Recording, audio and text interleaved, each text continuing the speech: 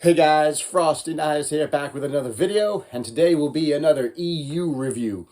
And today we will be reviewing Star Wars Clone Wars Volume 1, The Defense of Kamino. So, Volume 1, The Defense of Kamino was published by Dark Horse Comics, published in 2003, and this graphic novel clocks in at 165 pages. I gotta say, the artwork in the graphic novel is fantastic. I really like this artwork that we see in here. There's a lot of good coloration, a lot of good art throughout the whole graphic novel. So this story picks up about 1 to 2 months after the Battle of Geonosis, and it is the Battle of Kamino. The Separatists have decided and launched a rather bold plan that if they can destroy the cloning facilities from Kamino, that it will rob the Republic of making any more clone troopers, and it will bring the war to a rather quick and efficient end. So that is what they plan to do.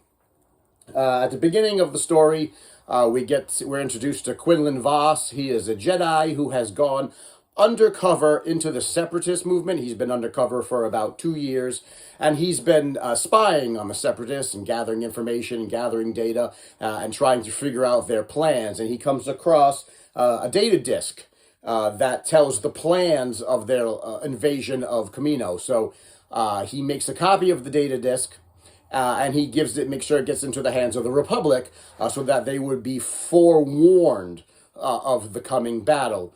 Of course, this is exactly what Palpatine, Sidious, and Dooku want.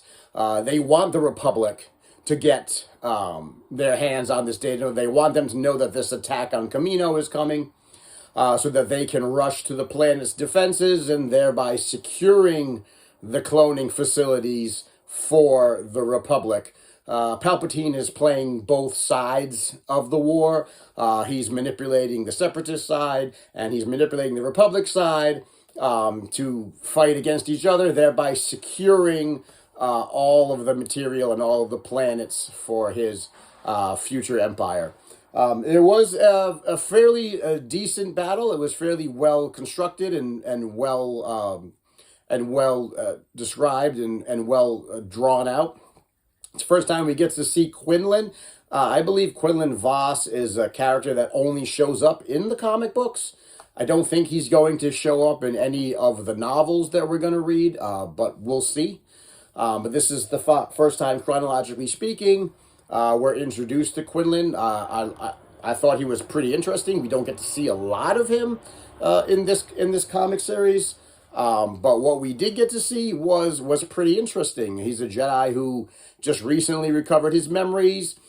He uses blasters over lightsabers because he's forgotten how to fight with a lightsaber. Something happened to him in some previous issues or comics where he'd lost his memory, and now he's just got them back. So it was quite an interesting character to read.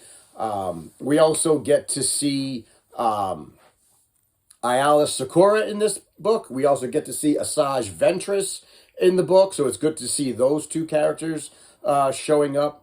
This is the first time we get to see ARC troopers in battle. That's a more advanced version of clone troopers. They're advanced recon clone troopers. And these are troopers that were personally trained by Jango himself, and they got a little bit more of his personality in their genetic makeup. So they're a little mouthier than normal clone troopers. They're a little more stubborn. They're a little bit more independent and free thinkers than a normal clone trooper.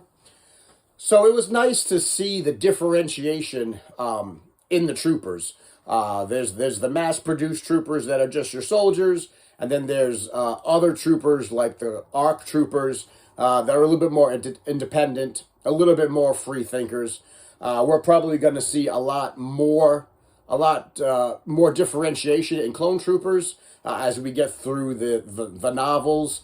So it's exciting to know that we're going to find there's going to be some differentiation in the clone army. It's interesting to learn that Django gave the ARC troopers sort of a kill switch, sort of an order that if Kamino was ever to fall into enemy hands, if they were ever to find themselves that the clone army was going to be captured by the separatists, that the ARC troopers were ordered to self-destruct the facilities. They were ordered by Django to blow up the facilities and to blow up the army rather than let them fall into the enemy hands. Because as Django was said to have said in the comics, that if the clone troopers can't grow up to be loyal to the Republic, then they shouldn't be allowed to grow up at all. So that I thought that was sort of an interesting wrinkle that we learned about. Of course, that doesn't happen. The Republic and Obi-Wan and Anakin save Kamino from the Separatists. They repel the Separatist army and secure the facility for the Republic's use, thereby ending the, I guess, rather brief battle of Kamino. The last sort of story in this collection was a story about Mace Windu. He learns that there are some dissidents from the Jedi Order. So there are some Jedi who become Dark Jedi and go with the Separatists. There are Jedi that stay with the Order, but there are other Jedi that break away from the Order, but they don't go with Dooku. They sort of break out on their own. They call them their dissidents. They don't agree with what the Separatists are doing, but they also don't agree with what the Jedi Council are doing, because they can see that the Republic is crumbling, that the Republic is corrupt, and that they don't want to get caught in the middle of this war. So it was an interesting sort of one-off story about Mace Windu as he's going to parlay with the dissidents to try to bring them back into the fold. And it raises a lot of good questions about the Jedi's role in the Clone Wars and where they stand. And a lot of moral and ethical questions are raised, right? The Jedi are not generals. They're not meant to lead troops into battle. They're peacekeepers. They're mediators. They're upholders of the law. And all of a sudden, they find themselves as generals leading these clone troops into battle. And they're uncomfortable with that role. They don't want to be in there. They're not military strategists. They're meant to uphold life. They're not meant to lead people into battle where they're going to die. So they're morally and ethically wrestling with these questions. And at the same time, they understand that the Republic is broken. The Republic is corrupt. And even though it's their job to uphold, they've pledged their loyalty to the Republic, they question that because, if you pledge your loyalty to something that is corrupt, how do you stop yourself from becoming corrupt?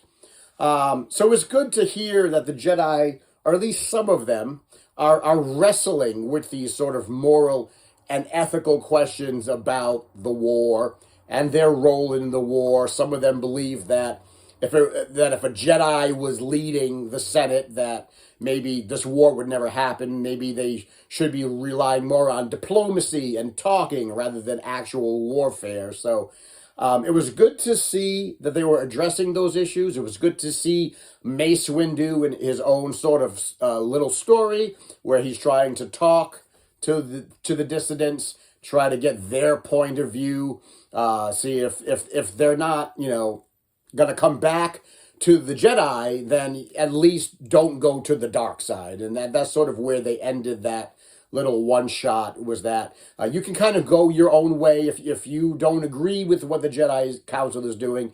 And if you don't agree with what the Republic is doing, that's okay.